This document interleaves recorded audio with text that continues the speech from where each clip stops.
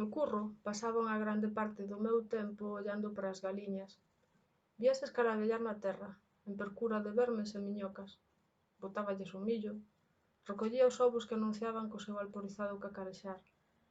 Cada ave tiña un nome posto por min, e eran tan estreitas as relacións entre min e elas que cheguei a coidar que nos comunicábamos co pensamento e sostiña longos diálogos mentás coas bulidoras pitas e o seu fremoso e acougado rei. Unha ráfega de vento de sócato conmoveu o ar, e unha nube moura esvarou polo ceo.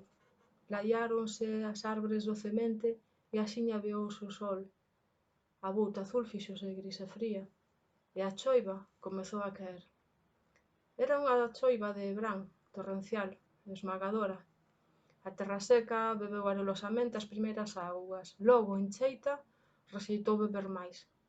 Pozas e miúdos regueiros xurdiron entre a lama. Alampou un lóstrego, como se un carro de patacas emborcara a súa cárrega, a rolar polo teito do ceo, o trono se escoitou. Non había poleiro acaroado ao curro. Recollíanse as pitas pola noite dentro da casa, nun rocho axeitado.